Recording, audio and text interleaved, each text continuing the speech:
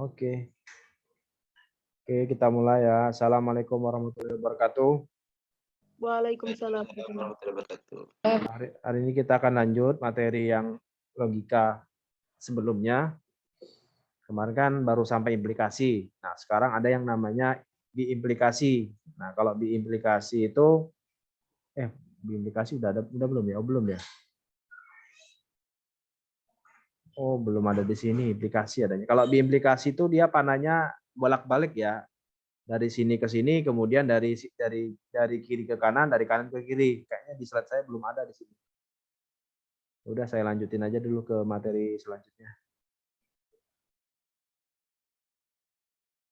Nah, kita akan belajar tentang varian proposisi bersyarat. Sebenarnya udah dipelajari mungkin ya di pelajaran SMA ataupun di SMP mungkin sudah dipelajari. Ada beberapa varian. Yang pertama adalah converse.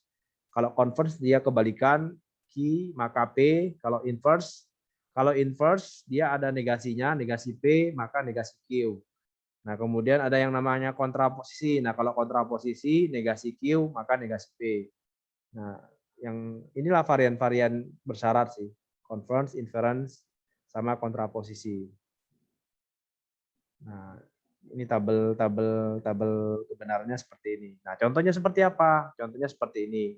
Saya ada kalimat suatu pernyataan ya, suatu penyelesaian di mana ada tulisannya adalah jika Amir mempunyai mobil, maka ia orang kaya. Jadi kalau Amir itu punya mobil, maka dia bisa dikatakan orang kaya. Nah, kalau converse, ingat, kalau converse itu kebalikan Q maka P. Nah, maka kebalikan. Jika Amir orang kaya, maka ia punya mobil. Nah, kalau di sini kan kita analogikan P itu adalah Amir mempunyai mobil, Q itu adalah orang kaya. Q adalah orang kaya. Jadi P adalah mempunyai mobil, Q adalah orang kaya. Nah, kalau bentuk penyelesaian converse seperti apa? Nah, converse ya ini rumusnya. Q maka P, artinya dibalik. Jika Amir orang kaya, maka ia punya mobil. Makanya formulanya seperti ini, Q maka P, dibalik ya. Kalau misalkan ini P-nya punya mobil, Q-nya orang kaya, maka kalau converse dibalik Q maka P. Jika Amir orang kaya, maka ia punya mobil. Kemudian bentuk yang kedua contohnya adalah inverse. Nah, kalau inverse itu negasi P maka negasi Q. Negasi P maka negasi Q. Nah, negasi artinya itu tidak atau bukan. Nah, berarti tinggal ditambah aja kalau inverse. Jika Amir tidak mempunyai mobil, maka ia bukan orang kaya. Negasi P maka negasi Q kalau inverse. Nah, ini negasi P maka negasi Q. Jika Amir tidak punya mobil, maka ia bukan orang kaya. Kalau bentuknya inverse. Terus yang terakhir ada bentuknya kontraposisi. Nah, kalau kontraposisi dia dibalik, kemudian ada negasinya kontraposisi. Negasi Q maka negasi P. Negasi Q maka negasi P. Nah, jika Amir bukan orang kaya, maka ia tidak punya mobil. Nah, inilah bentuk-bentuk penyelesaian varian proposisi bersyarat. Nah, ini yang penting kalian tahu ininya aja sih.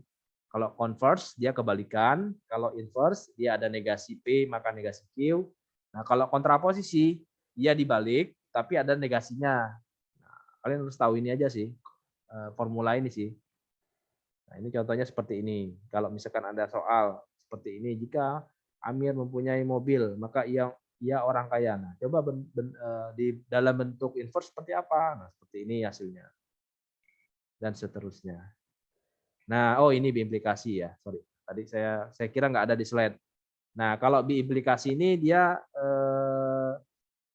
ada double ya dari kiri ke kanan, dari kanan ke kiri. Nah, jika P dan Q-nya bernilai true, maka hasilnya true. Atau P-nya false dan Q-nya false, maka nilai true. Jadi konsep biimplikasi, kalau nilai kedua-duanya false atau true, maka nilainya true biimplikasi. Yang ini aja sih yang kalian harus tahu ini sih. Kalau kedua-duanya bernilai true, maka nilainya true. Kalau kedua-duanya false, P dan Q-nya false juga bernilai true. Itu biimplikasi. Nah, contohnya seperti ini, kayaknya saya lewatin aja lah. Kayaknya ini udah di luar nih lah, di luar kepala lah, gampang nih seperti ini. Oke, saya lanjut. Nah, sekarang kita belajar argumen. Argumen ini apa sih? Argumen adalah suatu deret proposisi yang dituliskan sebagai bentuk P1, P2, dan seterusnya. Nah, dari P1 sampai Pn, nanti kita dapat simpulkan apa sih dari proposisi deret proposisi ini simpulannya apa. Nah, ada beberapa bentuk dari argumen, ada yang namanya ponen, tolen, kayaknya udah dipelajari lah mungkin di SMP atau di SMA kayaknya udah dipelajari. Ada modus ponen, kemudian ada modus tolen, kemudian ada silogisme, ada 3 ya. Jadi kita pelajari ada 3. Kemudian modus ponen seperti apa? Contohnya seperti ini, saya punya kalimat P maka Q, kemudian ada soal P. Nah, kesimpulannya apa? Kesimpulannya adalah Q. Ini modus ponen. Jadi ntar ada kalimat misalkan jika Amir jika Amir punya mobil maka dia orang kaya. Nah, P. Nah, kemudian ada pertanyaannya P. Amir punya mobil. Nah, kesimpulannya apa? Kesimpulannya ia orang kaya berarti. Nah, contohnya seperti ini ya. Jika air laut surut setelah gempa di laut, maka tsunami datang. Nah, pertanyaannya air laut surut setelah gempa di laut. Nah, apa kesimpulannya? Kesimpulannya adalah tsunami datang.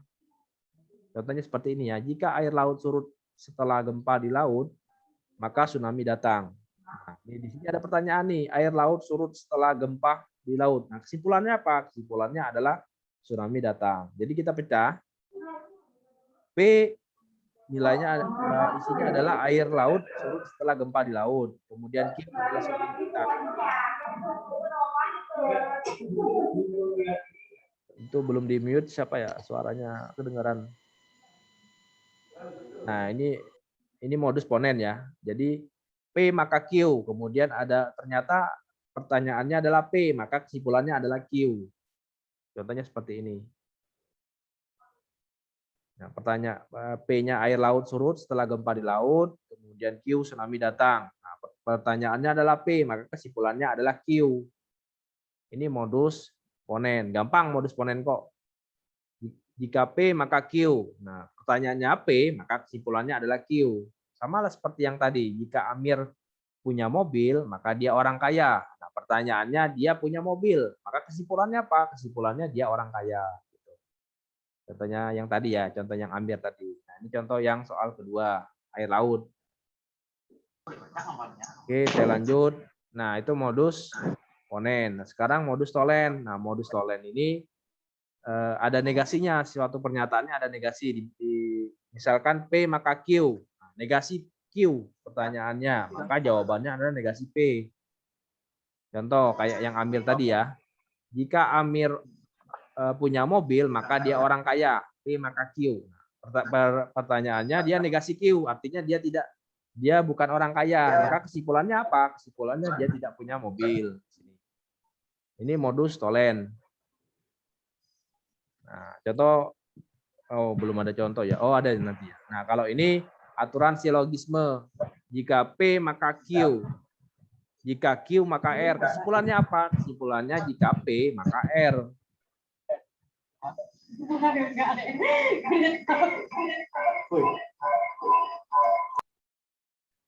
Oke, ini ya aturan silogisme ya. Jika P maka Q. Kemudian pernyataan yang kedua Q maka R. Maka kesimpulannya apa? Kesimpulannya adalah P maka R. Nah, contohnya seperti ini. Ini modus ponen ya, contoh ya. Premis pertamanya, jika seorang anak rajin belajar, maka ia lulus ujian. Nah, P-nya apa? P-nya adalah rajin belajar ya. P-nya rajin belajar. Q-nya apa? Q-nya adalah dia lulus ujian. Nah, premis kedua, Ahmad adalah anak yang rajin. Nah, berarti dia P kan? Maka kesimpulannya apa? Kesimpulannya Q. Q, maka Ahmad lulus ujian. Nah, ini modus ponen. Contoh ya, contoh saya ulangi lagi ya. Misalkan premis satunya, jika seorang anak rajin belajar, maka ia lulus ujian. Nah, P-nya apa? P-nya adalah rajin belajar ya. P-nya rajin belajar dan Q-nya adalah lulus ujian. Q-nya adalah lulus ujian. Nah, premis kedua, Ahmad adalah anak yang rajin belajar. Anak rajin belajar tadi kan P kan? Maka kesimpulannya apa? Kesimpulannya adalah Q. Maka Ahmad lulus ujian. Ini modus ponen. Nih, modus yang ini nih. Nih. Jika P maka Q. premis keduanya adalah P, maka kesimpulannya adalah Q. Nah, ini modus ponen nih. Saya lanjut ya. Nah, kemudian ini contoh soal modus tolen. Jika hari Minggu, maka Budi bertamasya. Misalkan P-nya adalah hari Minggu, Q-nya Budi bertamasya. Nah, ternyata premis keduanya Budi tidak bertamasya, berarti kan negasi Q kan? Negasi Q kan? Maka kesimpulannya apa? Kesimpulannya adalah negasi P. Modus tolen. Maka kesimpulannya bukan hari Minggu. Jika hari Minggu, maka Budi bertamasya. Kemudian premis kedua, Budi tidak bertamasya, berarti kan negasi Q. Maka kesimpulannya adalah negasi P. Bukan hari Minggu, berarti dia tidak bertamasya karena bukan hari Minggu. Bisa aja hari Senin, Selasa, Rabu, dan sebagainya. Ini modus tolen. Kemudian yang terakhir, modus silogisme. Nah, P maka Q. Q maka R. Maka kesimpulannya apa? Kesimpulannya P maka R. Contohnya seperti ini. Premis pertama, jika Budi rajin belajar, maka ia naik kelas. Misalkan P-nya adalah rajin belajar ya. P rajin belajar, Q-nya adalah naik kelas. Kemudian premis kedua, jika ia naik kelas, berarti kan Q nih. Maka ia akan dibelikan sepeda. Nah, ini R. P maka R, P maka Q, Q maka R. Maka kesimpulannya P maka R. Makanya kesimpulannya adalah jika Budi rajin belajar, maka akan dibelikan sepeda. Ini modus silogisme. Nah, itulah sih modus untuk yang materi logika matematika. Ada yang ditanyakan nggak sebelum ke materi selanjutnya? Jadi modus-modusnya tuh ada modus ponen, ada modus tolen, ada modus silogisme. Kemudian yang tadi ya, diimplikasi, kemudian yang terakhir ini adalah varian proposisi, converse, inverse, sama kontraposisi. Kontraposisi. Ada yang ditanyakan nggak materi logika matematika? Kalau enggak, saya lanjut ke materi selanjutnya tentang himpunan.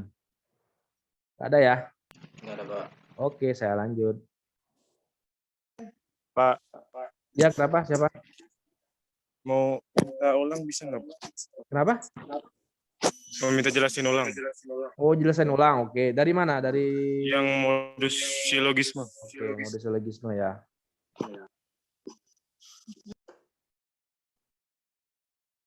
Mana?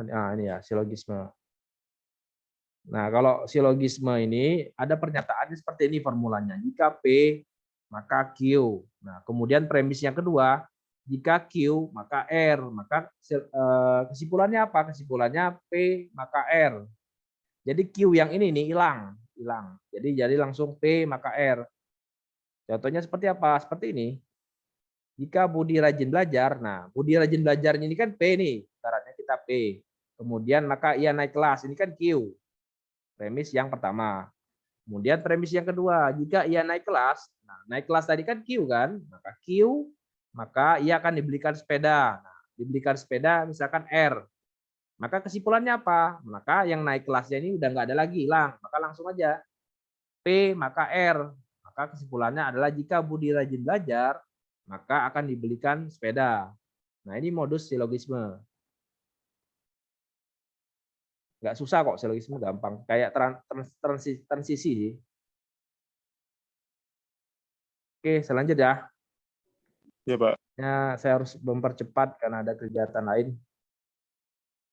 Bentar, mana stopnya?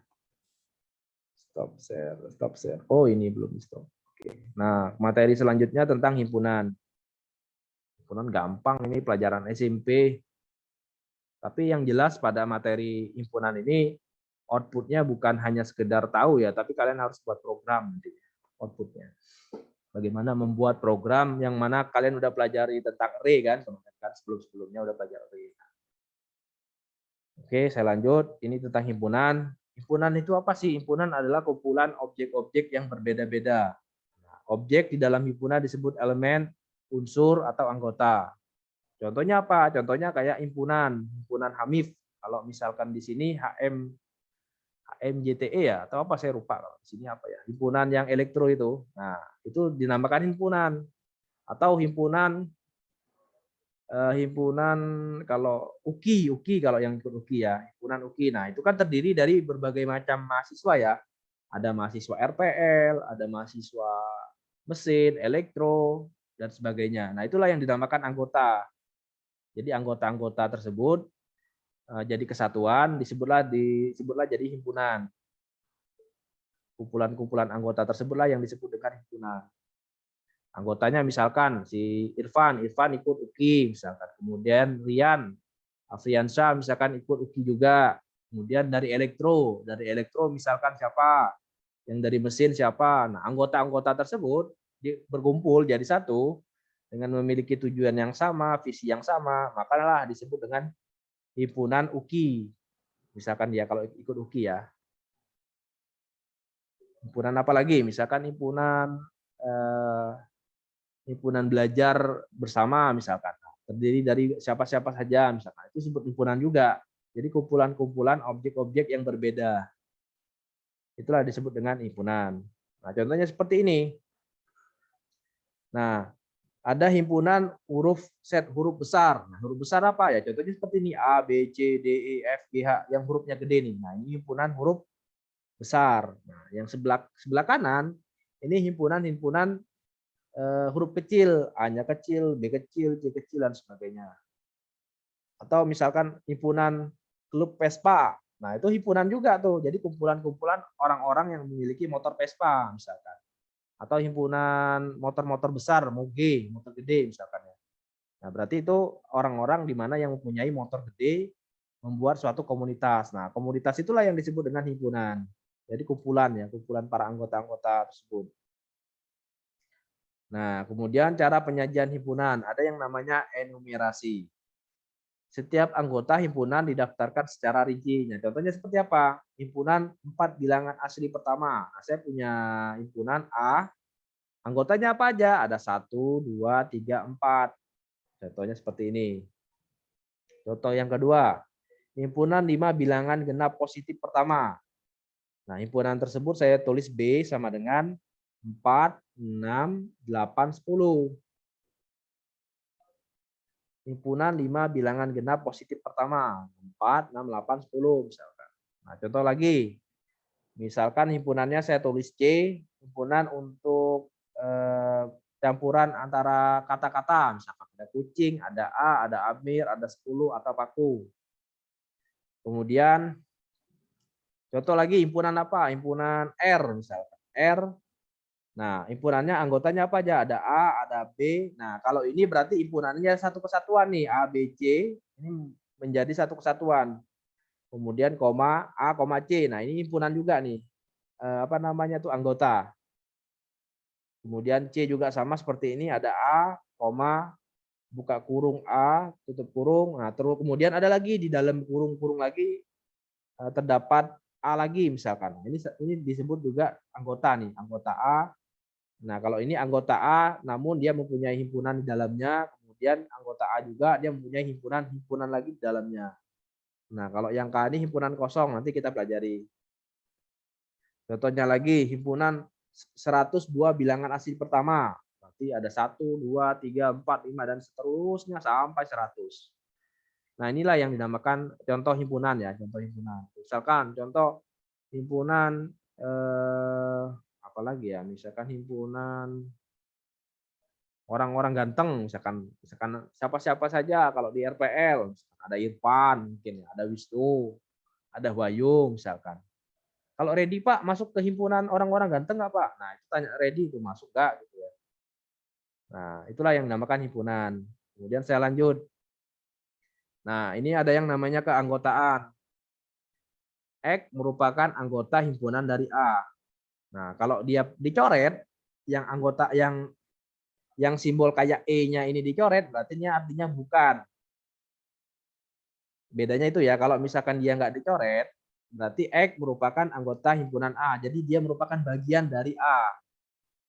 Nah, tapi kalau dia dicoret, yang simbol kayak E-nya ini dicoret, maka dia merupakan bukan, artinya bukan ya, bukan anggota himpunan A.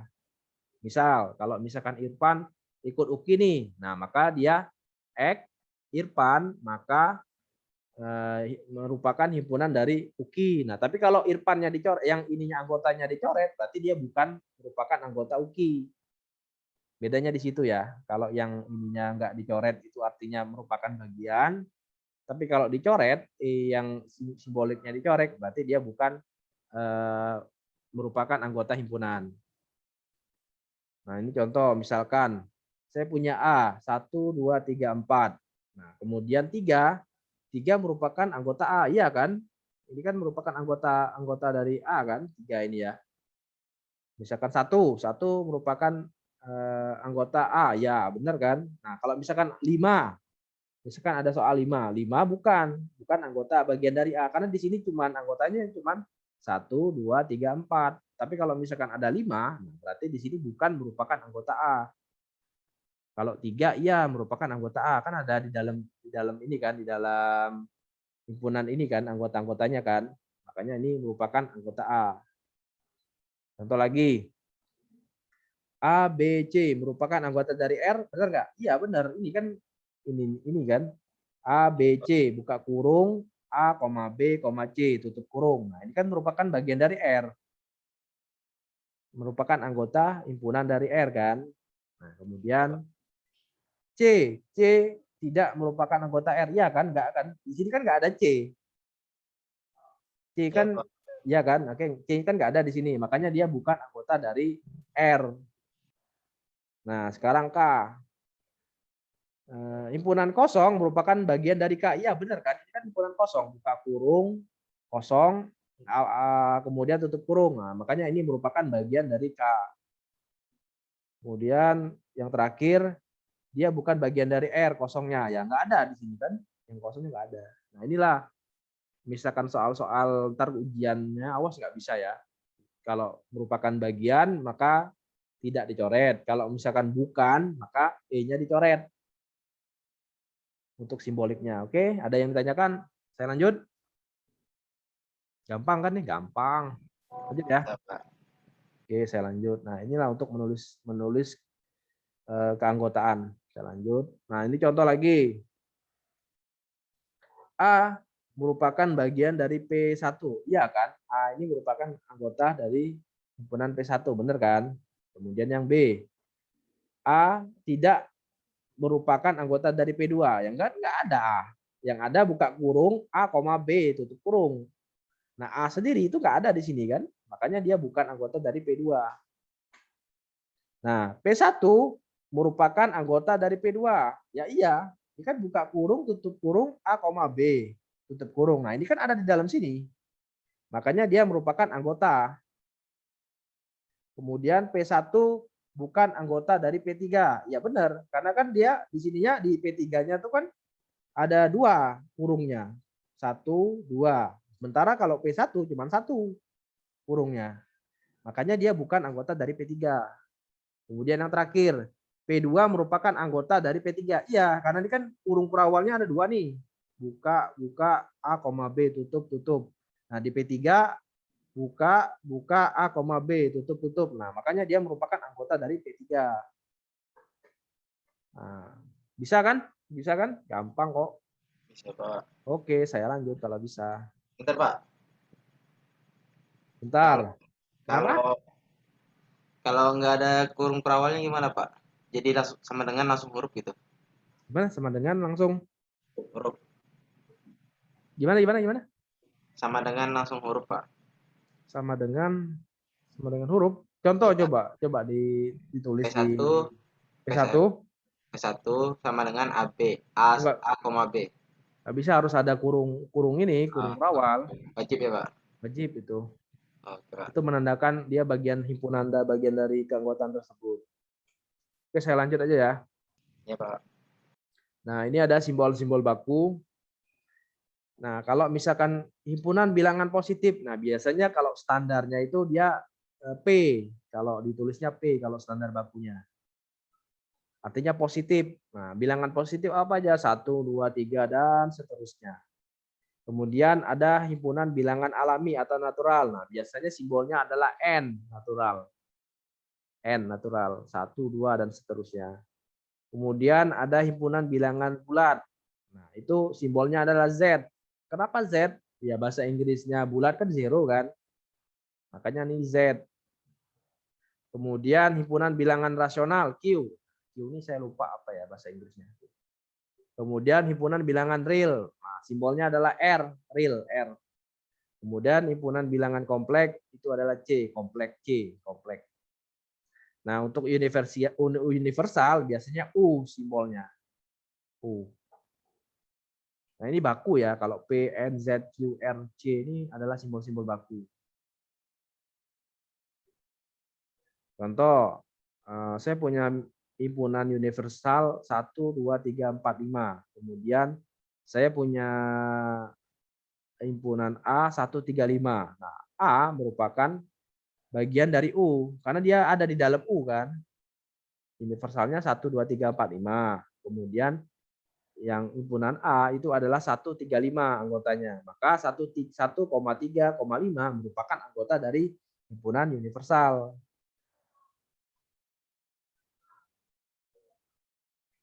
Oke, saya lanjut. Nah, ini notasi-notasi untuk pembentukan himpunan. Notasinya buka kurung X, syarat kemudian garis lurus atas, syarat yang harus dipenuhi oleh X, tutup kurung. Contohnya seperti apa? Contohnya seperti ini. Ada sebuah premis ya. Premis A adalah himpunan bilangan positif kecil dari 5. Lebih kecil dari 5. Lebih kecil, harusnya lebih kecil nih. Saya tulis salah tulis. A adalah himpunan bilangan-bilangan positif lebih kecil dari 5. Nah, penulisan simboliknya seperti apa? Ya seperti ini. A sama dengan buka kurung kurawal X, di mana X buka kurung X bilangan positif lebih kecil daripada 5. Nah, lebih kecil daripada 5 bisa kita buatkan pakai simbolis kurang dari. Nah, seperti ini. Atau A sama dengan buka kurung X, di mana X merupakan anggota bilangan positif P, X kurang daripada 5. Nah, biasanya kalau di soal biasanya menggunakan tipe yang kedua nih biasanya. A sama dengan buka kurung X, di mana X merupakan anggota bilangan positif, X kurang daripada 5. Nah, anggotanya apa aja bilangan positif yang kurang daripada 5? Ya 1, 2, 3, 4. Karena 5 nggak masuk. Karena 5 kan di bawah lebih kecil dari kan. Kecuali soalnya lebih kecil dari sama dengan. Nah, kalau sama dengan berarti 5-nya masuk. Karena ini lebih kecil dari saja, maka anggotanya 1, 2, 3, 4. 5-nya nggak masuk. Kalau simboliknya seperti ini ya. Nah, ini. Saya lebih cenderung yang kedua ini sih. X di mana X merupakan bilangan positif, X kurang daripada 5. Simboliknya seperti itu. Contoh lagi, misalkan saya punya himpunan M, di mana X adalah X mahasiswa yang mengambil mata kuliah IF 2151, mata kuliah logika matematika. Nah, kemudian kita akan belajar diagram Venn. Kayaknya di SMP udah pelajar sih kayaknya. Saya cuman belajar ngulang lagi lah mungkin ya. Refreshing lagi lah ibaratnya. Nah, ini diagram Venn. Misalkan U ini adalah himpunan universal yang terdiri dari 1, 2, 3, 4, 5, 6, 7, 8. 1, 2, 3, 4, 5, 6, 7, 8. Nah, ini misalkan U adalah himpunan universal. Kemudian ada himpunan A. Himpunan A anggotanya adalah 1, 2, 3, 5. Kemudian ada himpunan B, anggotanya adalah 2, 5, 6, 8. Kalian buat tuh diagram Venn-nya kayak seperti ini, ada kotaknya, kemudian ada lingkaran bulat pertama A, kemudian lingkaran kedua B, himpunan B. Nah, kemudian kalian buat himpunan universalnya kan 1, 2, 3, 4, 5, 6, 7, 8. Nah, himpunan A itu 1, 2, 3, 5. Kemudian himpunan B 2, 5, 6, 8. Nah, di sini ada irisan nih. Di mana himpunan A 2 dan 5 itu ada di B juga ada 2 dan 5, makanya dia beririsan seperti ini. Nanti kita pelajari, ada irisan, ada union dan lain-lain. Nanti kita pelajari. Nah, Kalau misalkan disuruh buat diagram, buatlah diagram Venn pada soal di atas. Nah, buat seperti ini ya. Jadi universal, ada himpunan A sama B-nya. Kalau dia ada irisannya, berarti irisannya di mananya. Kalau di sini berarti di 2 dan di 5. Oke, saya lanjut. Nah, di sini ada yang namanya kardinalitas. Kardinalitas itu apa sih? Kardinalitas adalah jumlah elemen di dalam A, disebut kardinal. Jadi jumlah anggotanya tuh ada berapa? Itulah yang disebut kardinal. Contoh, misalkan A ini ya, kardinal A. Berapa banyak jumlah kardinal di A? Ya berarti ada 5. 1, 2, 3, 4, sorry 4. 1, 2, 3, 5 kan. Berapa banyak kardinal di B? Ya sama juga 4. 2, 5, 6, 8. Nah, jumlah anggota inilah yang disebut dengan kardinal. Nah, contohnya seperti ini. Contoh ya. Contoh yang pertama, ada sebuah anggota X merupakan bilangan prima lebih kecil dari 20. Nah, anggota bilangan prima kurang dari 20 apa aja? Ya ada 2, 3, 5, 7, 11, 13, 17, 19. Nah, kardinal B itu ada berapa ya? Tinggal hitung aja berapa jumlahnya. 1, 2, 3, 4, 5, 6, 7, 8. Ada 8. Ini disebut dengan kardinal. Contoh yang kedua, ada anggotanya ada himpunan T di mana anggotanya adalah kucing, A, Amir, 10, Paku misalkan. Ada berapa kardinalnya? Ya kardinalnya ada 5. Kucing, A, Amir, 10 sama Paku. Itu juga yang soal yang ketiga. Ada berapa banyak kardinalnya? Ada 3. A, kemudian buka kurung A, tutup kurung, kemudian yang terakhir buka kurung A, tutup kurung. Berarti jumlahnya ada 3 kardinalnya. Gampang kan kardinal? Gampang. Kemudian ada yang namanya himpunan kosong. Himpunan kosong simbolnya biasanya kayak di sini ya notasinya. Saya nggak bisa pointer ya. Ada dicoret kayak ada bulat kemudian dicoret. Atau buka kurung tutup kurung notasinya. Nah, itu dinamakan himpunan kosong. Contohnya, apakah ada orang Indonesia yang pernah ke bulan? Misalkan, belum pernah. Misalkan. Makanya himpunan kosong. X adalah akar persamaan kuadrat X kuadrat ditambah 1 sama dengan 0. Makanya nggak ada kan, nilainya nggak ada. Makanya disebut dengan himpunan kosong.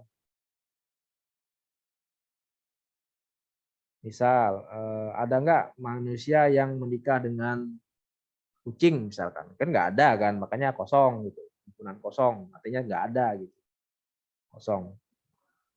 Nah, kemudian ada yang namanya himpunan bagian, subset. Himpunan A dikatakan himpunan bagian dari himpunan B jika dan hanya jika setiap elemen A merupakan elemen dari B. Jadi dia merupakan bagian dari himpunan itu sendiri gitu, himpunan yang lain. Nah, itu ada bagiannya. Contohnya seperti ini ya. B dikatakan superset dari A. Jadi B itu adalah superset, kemudian A ini adalah subset. Notasinya seperti ini, A merupakan bagian dari B. Nah, seperti ini kalau di diagram Venn-nya. Jadi seluruh anggota A merupakan anggota bagian dari B. Jadi seluruh anggota dari A itu merupakan bagian dari si himpunan dari si B. Anggota anunya apa namanya tuh anggota-anggotanya. Contohnya seperti ini. 1, 2, 3 merupakan bagian dari 1, 2, 3, 4, 5. Walaupun 4 sama 5-nya nggak ada yang di sebelah kiri misalkan. Nggak apa-apa, yang penting dia ada merupakan bagian dari sini. 1, 2, 3-nya ada di sini kan, 1, 2, 3, 4, 5-nya kan ada di sini. Nah, kalau ini yang soal nomor kedua artinya seluruh yang ada di B itu ada juga di A. 1, 2, 3. Kemudian di B-nya juga ada 1, 2, 3. Jadi semuanya mencakup, semuanya merupakan anggota. Yang ketiga, ini contoh bilangan Nero merupakan bagian dari zero, merupakan bagian dari real, merupakan bagian dari kompleks. Nah, ini contoh lain. Jika X, Y, maka X ditambah Y kurang daripada 4. Di mana X lebih besar daripada 0 harusnya ini. Dan Y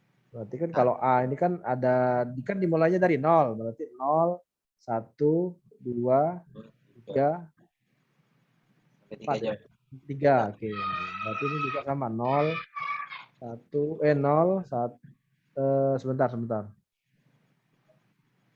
Berarti kita mulai dari 0 dulu. Ini kita cut. Kita delete dulu. Delete.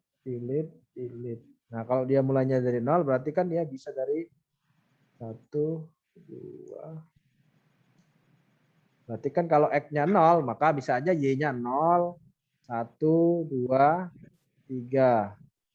Kemudian 1 nih, 1 berarti dia bisa 0, 1, 2, 3, 0, 1 semua nih, 1, 1.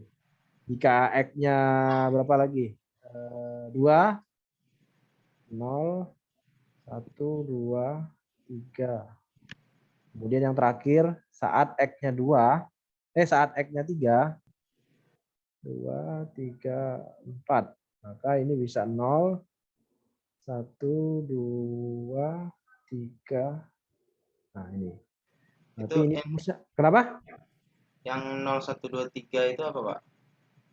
Ya, kalau misalkan X-nya 0, berarti Y-nya kan bisa 0, bisa 1, bisa 2, bisa 3 kan? Iya, Pak. Ya kan? Ya. Syaratnya kan kurang daripada 4 ya. Penjumlahannya kurang daripada 4. Ini kan bisa nih. Berarti kan X ditambah Y di mana kurang daripada 4. Ini bisa nggak nih? Bisa kan? Iya, Pak. Ini berarti 0, ini 1, ini 2, ini 3. Bisa kan? Iya, Pak. Bisa. Ini juga sama nih. Berarti ini juga bisa nih. 1, 2, 3. Nah, cuman anggotanya 1, 2, 3 aja sih. 4 nggak bisa. Ini nggak bisa nih. Karena kalau dijumlah sama dengan 4. Ini juga sama nih. Berarti anggotanya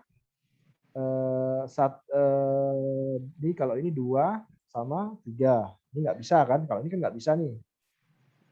Ya kan? Nggak bisa kan? Kalau ini berarti 3 doang berarti ini kan? Iya, Pak. Berarti anggotanya itu A sama dengan 1, 2, 3 kan? Iya, Pak. Ya kan anggotanya 1, 2, 3. Iya. Karena kalau ini nggak bisa, ini 4 nggak bisa, ini 5 apalagi nggak bisa, ini juga nggak bisa, ini 4 nggak bisa. Berarti anggotanya ya 0 juga masuk. 0, Pak. 0 masuk. 0, 1, 2, 3. Nah, begitu juga dengan B. Kalau syarat yang B tadi apa ya? Saya lupa. B tadi 2X, Pak. Cuman beda di rumusnya, Pak. gimana? 2X 2X tambah Y. tambah Y kurang dari 4 ya? Iya, Pak. Kurang dari 4. Kayak gini ya? Iya, Pak. Juga sama sih. Kita cloning aja nih, samain aja. Lah rumusnya untuk apa, Pak? Kenapa? Rumusnya untuk apa, Pak? Rumus apa? Rumus yang 2X-nya itu. 2X ditambah Y. Ya Iya, tinggal Pak. dikali aja. Berarti kan ini X nih. 2 dikali 0, 0. Ditambah 0 berarti ini 0. Ya kan rumusnya kan 2 sama dengan 2 dikali mana kali ya? Kali 0. ini kan Ya, Pak. ditambah ini kan. Ya, Pak. Ya, 0. Nah, berarti ini 0, 1, 2, 3. Ini juga sama nih. Ini sama dengan 2 dikali mana nih? 2 dikali ini ditambah nih. Itu hasilnya harus kurang dari 4 atau gimana, Pak? Kurang dari 4 ya. Nah, berarti kalau X-nya 1 dia hanya bisa Y-nya 0 dan 1. Kalau Y-nya 2 dan 3 nggak bisa karena nilainya kan 4 sama 5. Ini nggak bisa nih. Iya, Pak. Nah, ini nggak bisa. Coba yang ini ya. Yang ini juga sama nih, sama dengan 2 dikali ini ya ditambah ini ditambah ini. Nah, ketika kita jumlah ini juga nggak bisa semua nih kayaknya nih. Nah, ini nggak bisa semua nih. Ya, Pak. Ya kan hasilnya kan lebih besar daripada 4. Lebih besar sama dengan 4 kan? Ya, Pak. Kalau yang ini bisa nggak kita coba? 2 dikali ini ditambah ini. Ini juga nggak bisa nih. Kelebihan. Nah, ini juga nggak bisa nih, nggak bisa. Berarti yang hanya bisa ini. Ini bisa nih. Ini bisa nih. Iya, Pak. Mana ya? Nah, berarti anggota B 0123 kan? Iya, Pak. Makanya dia merupakan anggota bagian dari ini. Anggota subset 1, 2, 3. Sorry. Nah, ini. Nah, yang ini nggak bisa. Begitu juga yang ini nggak bisa nih. Nggak bisa, nggak bisa. Nah, ini juga sama. Maka A 0123, B-nya 0123. Stop share. Oke, saya lanjut. Mana tadi ini ya? Makanya, sorry, mana tadi ini? Makanya B merupakan bagian daripada A. Saya lanjutin lagi. F5. Oke.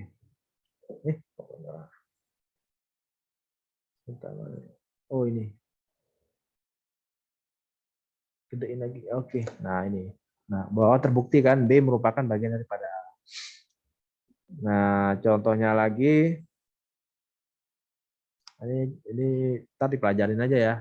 Intinya sama lah. Seperti kalau himpunan subset tuh ada nggak merupakan anggota bagian dari himpunan yang lain nggak intinya tuh. Nah, ini himpunan yang sama. Artinya nilainya sama benar walaupun dia diputer-puter seperti apa sama persis.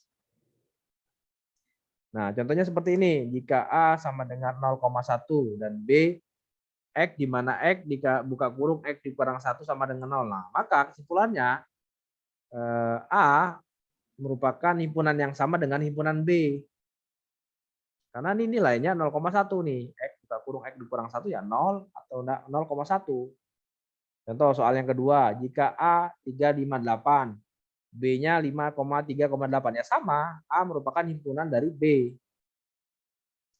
Nah, yang ketiga, nih 358,5. Nah, ini tidak sama dengan B. Kenapa? Karena 5-nya hanya ada di A, sementara di B-nya nggak ada. Makanya ini merupakan bukan himpunan yang sama antara A dan B. Itu disebut dengan himpunan yang sama. Jika dan hanya jika setiap elemen A merupakan elemen B dan sebaliknya setiap elemen B merupakan elemen dari A. Jadi sama ya, anggota yang di A maupun di anggota yang di B sama.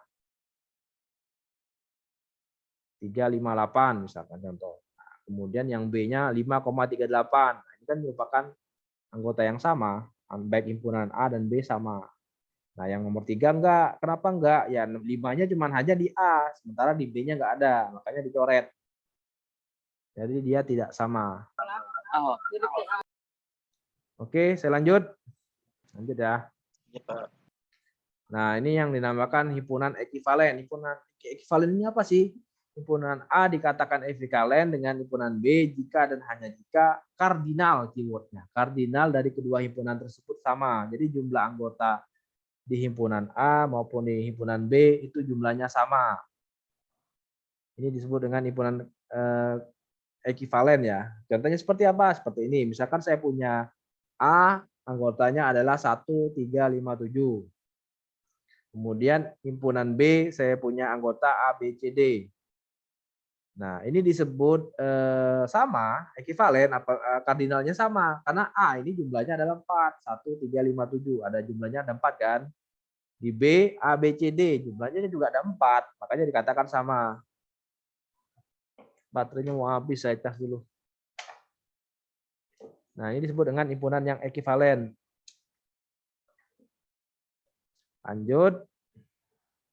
Nah, kemudian ada yang namanya himpunan saling lepas. Nah, kalau saling lepas artinya dia ya kayak sama seperti ini tadi sih, seperti himpunan tidak sama. Saling lepas itu tidak ada hubungan sama sekali ya, lepas ibaratnya. Misalkan A-nya 1, 2, 3, 4. Nah, B-nya himpunan B-nya misalkan 7, 8, 9. Nah, itu kan nggak ada yang saling berpapasan. Nah, yang kayak gitulah, nggak ada yang sama kan, makanya disebut dengan himpunan saling lepas. Contohnya seperti ini. Saya punya himpunan A di mana X merupakan anggota bilangan positif, X kurang daripada 8. Nah, 8 apa aja? 1, 2, 3, 4, 5, 6, 7 kan, kalau yang A. Dan B, anggotanya 10, 20, 30, dan seterusnya. Nah, berarti ini kan nggak ada yang sama antara A dan B kan, nggak ada yang klop lah ibaratnya. Biasanya jomblo nih, mencari jati diri nih. Belum ada yang klop gitu kan. Jadi ya kayak gitulah, nggak ada beririsan ya. Paling lepas. Sama seperti jomblo kan, mencari jodoh kan, belum dapat lah sampai sekarang. Lanjut. Lanjut ya. Oke. Nah, ini ada yang namanya himpunan kuasa. Himpunan kuasa adalah suatu himpunan yang elemennya merupakan himpunan bagian dari A, termasuk himpunan kosong. Jadi himpunan kosong termasuk di dalamnya. Nah, rumusnya adalah 2 pangkat A. Kalau misalkan notasinya P buka kurung A. Nah, maka rumus jumlah anggotanya adalah 2 pangkat A. Contoh, saya punya himpunan A anggotanya 1,2. Ini kan ada 2 buah nih. 1 sama 2, ada 2 buah kan jumlahnya. Maka jumlah anggota himpunan kuasanya berarti 2 pangkat 2. Berarti ada 4. Apa aja himpunan anggotanya? Ada himpunan kosong dicoret, kemudian himpunan 1 saja, himpunan 2 saja, himpunan gabungan 1 sama 2. Jadi ada himpunan kosong, ada himpunan kosong, anggotanya adalah kosong, kemudian 1, kemudian 2, kemudian 1,2. Ini himpunan kuasa. Nah, ini operasi terhadap himpunan. Nah, ada yang namanya irisan. Nah, kalau irisan ini berarti ada yang sama gitu. Dia ibaratnya jomblo, udah nemuin pasangannya gitu. Berarti kan ada yang klop, ada yang sama gitu. Misalkan dia punya hobi yang sama misalkan. Nah, itu berarti kan ada irisan di situ kan, ada yang samanya gitu, apa gitu. Nah, inilah yang dinamakan irisan. Contoh, notasinya seperti ini ya, A, nah, irisan B. Nah, notasinya seperti ini. X, di mana X merupakan anggota A dan X merupakan anggota daripada B. Contohnya seperti ini, soal nomor 1. Jika himpunan A mempunyai anggota 2, 4, 6, 8, 10. 2, 4, 8, 10. 2, 4, 6, 8, 10. Dan himpunan B mempunyai anggota 4, 10, 14, 18. Nah, apakah ada irisannya? Ya ada. A irisan B apa? Ya 4 sama 10. Di mana anggota 4 sama 10 ada di A, anggota 4 dan 10 ada di B juga. Makanya seperti ini. A, maka irisan B 4,10. Soal nomor 2, saya punya himpunan A 359 dan B min 2,6. Apakah ini beririsan? Tidak beririsan. Kenapa? Karena nggak ada himpunan yang sama. Baik di himpunan A, di B, nggak ada anggota yang sama. Makanya notasinya seperti ini, ada garis miring 2. Ada garis miring 2. Oke, paling sampai sini untuk yang materi hari ini. Selebihnya saya akan kasih tugas. Ada yang ditanyakan nggak sebelum saya kasih tugas? Gampang lah tugasnya, nggak susah kok.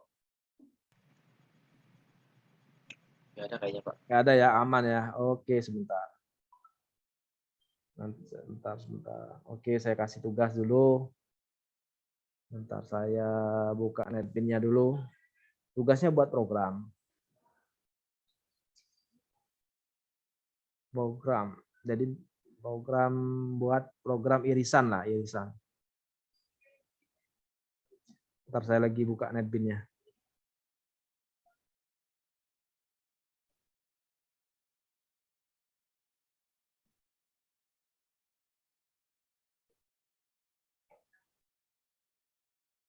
Salah, sorry. Bentar, saya buka netpin-nya dulu ya.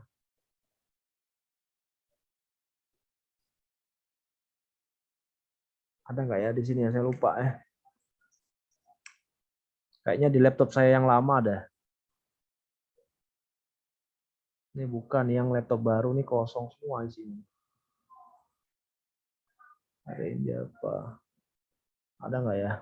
Oh, ada irisan. Nah, programnya buat program seperti ini ya. Kelihatan nggak? Kelihatan, Pak. Oke, nah ini tulisannya kecil ya. Nah, masukkan anggota irisan himpunan A dan B.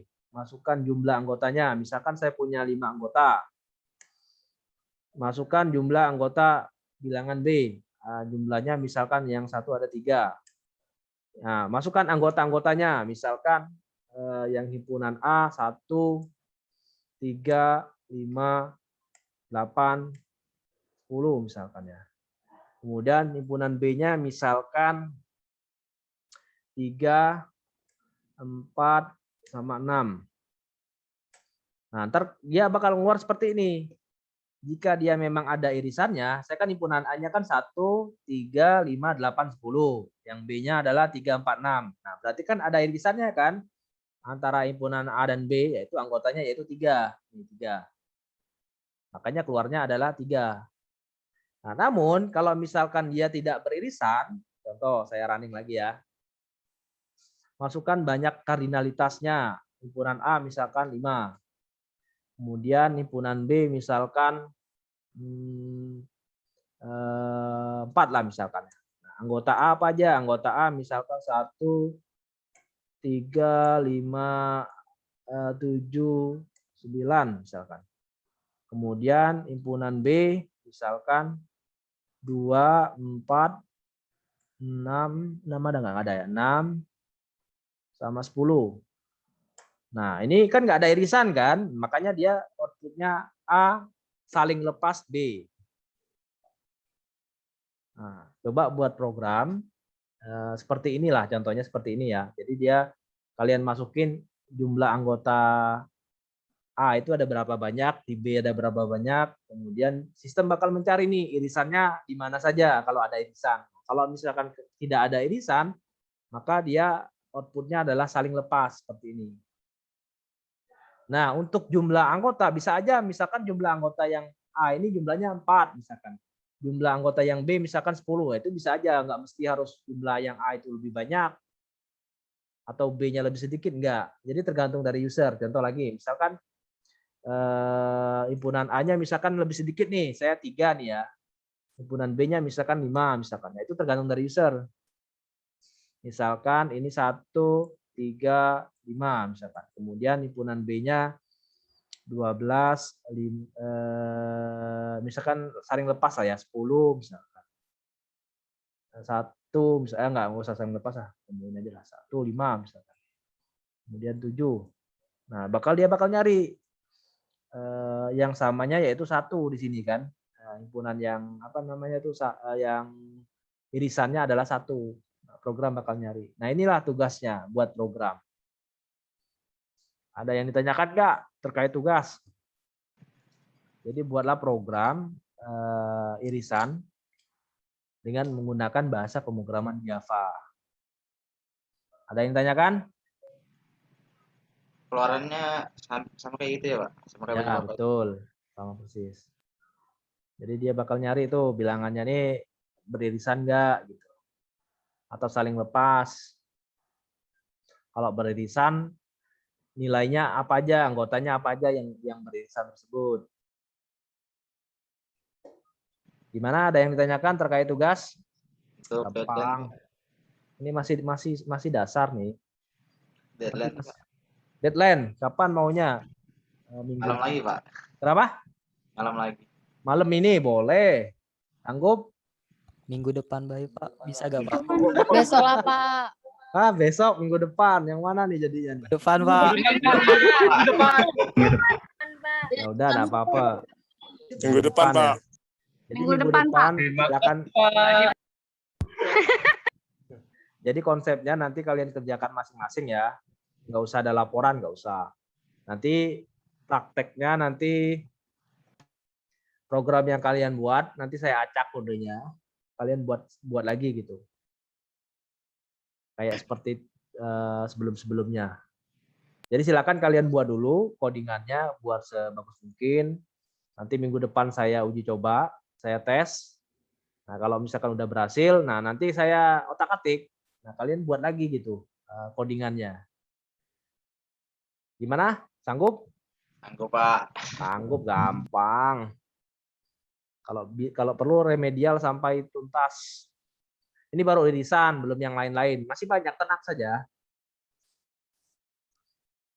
Oke? Pak, jadi bikin laporannya, Pak? Kenapa? Atau enggak? Kenapa? Laporannya dibikin atau Nggak enggak? usah, nggak usah. Nggak usah.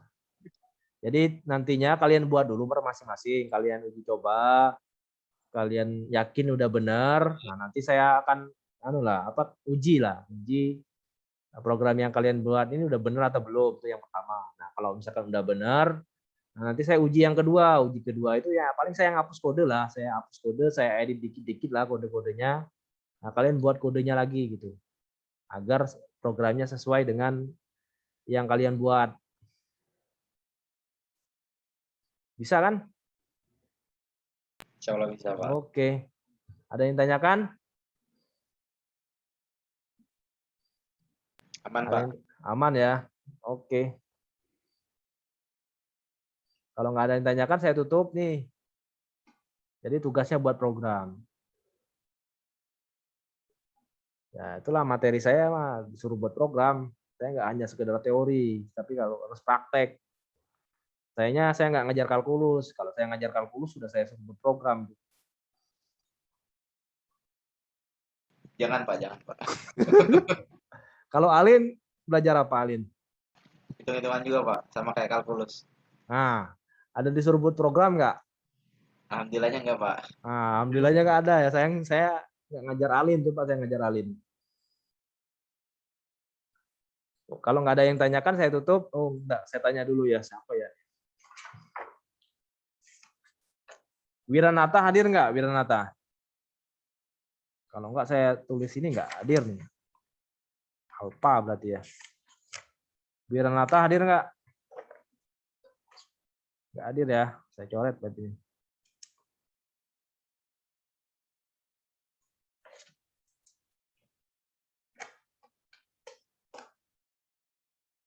Atau gimana? Atau saya jadikan ujian aja mungkin ya soal irisan ya. Langsung bikin program ya, Pak. Iya, buat karena waktunya mepet soalnya jamnya sedikit sih. Enggak apa-apa, Pak. Kenapa? Enggak apa-apa. Jamnya sedikit soalnya. Nah, saya udah lihat sih sekilas belum semuanya sih yang soal kemarin ya, yang algoritma struktur data. Nah, itu ntar saya ini lagi lah. Itu kayaknya ada yang kurang efisien kodenya. Nanti saya ajarin lah bagaimana sih membuat kode yang efisien. Saya lihat rata-rata sama sih. Nanti saya uji coba lagi lah Senin ya. Iya, Ujian, Pak. belajar lah Senin ujian, Selasanya ujian lagi, mantap. Bapak, Pak, biar cepat beres, Pak. Iya cepat beres, bener tuh. Apanya yang beres? Ujiannya, Pak. Ujiannya, kirain orangnya beres. Itu kalau yang nggak belajar, Pak, itu beres orang. Siapa yang batuk tuh? Ready ya? Wah, Ready belum ujian nih, Ready. Mana Ready nih? Hilang dia. Ujian apa, Pak? Ujian remedial, pura-pura lupa pula. Kayak judul lagu, pura-pura lupa. Kapan mau boleh ujian? nyusul, Pak? Minggu ini boleh, hari Kamis atau enggak hari Jumat boleh.